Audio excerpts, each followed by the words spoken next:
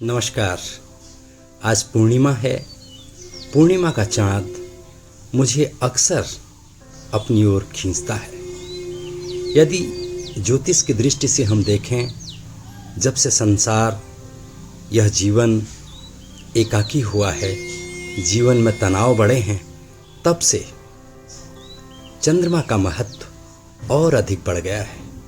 हालांकि हमारी उपलब्धियां, हमारी तरक्की जिसे दुनिया देखती है वह सूर्य का विषय है, लेकिन इन उपलब्धियों का, इस तरक्की का हमारे भीतर क्या प्रभाव है, हम उसका कितना सुख भोग कर पा रहे हैं, यह स्थितियां चंद्रमा से ही समझी जा सकती हैं। चंद्रमा यदि निर्बल है, यदि चंद्रमा पक्ष बलहीन है, तो सब कुछ होने के बाद भी आप लगातार बेचैन रहते हैं। आपका विचार, आपका मन लगातार भटकता रहता है। इसलिए जरूरी है कि चंद्रमा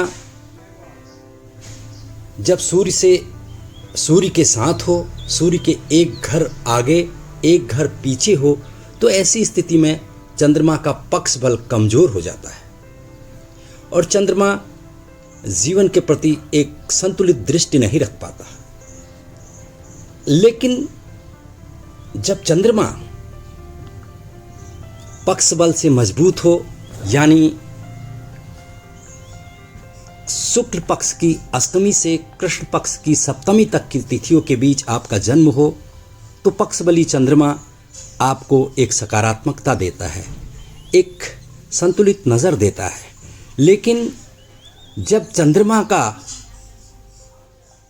के साथ सूर्य को छोड़कर एक घर आगे या पीछे कोई शुभ ग्रह हो, तो इसे ज्योतिष में अनफा और सुनफा योग कहते हैं।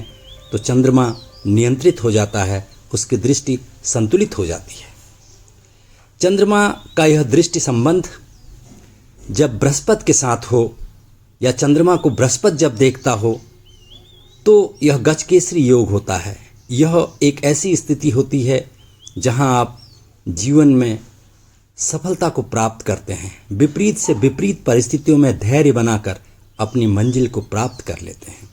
यदि इस चंद्रमा को बुध देखे, तो आपकी कल्पनाशीलता, आपकी रचनात्मकता, आपकी बौद्धिकता, आपका तर्क, सब कुछ बहुत पराकाष्ठा में होता है। यदि चंद्रमा और बुध का संबंध किसी प्रकार से पंचम से हो, तो ऐसे योग में साहित्यकार, कवि, महाकाव्यों के रचयिता उत्पन्न होते हैं। यदि चंद्रमा का संबंध शुक्र से हो, तो आप नाना प्रकार के वैभव का सुख भोग करते हैं। आपके आगे पीछे तमाम संसाधन मौजूद रहते हैं।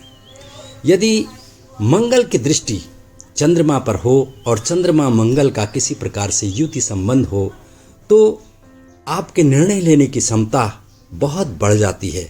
आप तेजी से निर्णय लेते हैं, आपके डिसीजन बहुत शार्प होते हैं। लेकिन जब चंद्रमा शनि के साथ संबंध करता है, तो यह विष योग उत्पन्न करता है।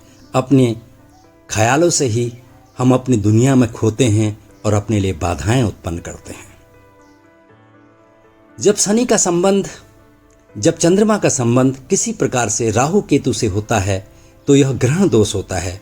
ऐसी स्थिति में माता के पक्ष से पितृदोष माना जाता है, जिसका उपचार किया जाना आवश्यक होता है। चंद्रमा यदि पीड़ित हो, नकारात्मकता और चंचलता आपका स्वभाव हो जाता है। ऐसी स्थितियों में नकारात्मकता यानी विष, चंचलता यानी चंद्रमा, इन दोनों को साधने की कला जिस भगवान के पास है, वह है शिव की आराधना अथवा ध्यान करना चंद्रमा को नियंत्रित करने का एक श्रेष्ठ तरीका है। यदि आपका चंद्रमा नियंत्रित नहीं है, तो जीवन में सब कुछ होने के बाद भी आप खाली रह जाते हैं, रेते रह जाते हैं। तब चांदनी भी आपके घर को जलाने लगती है। धन्यवाद।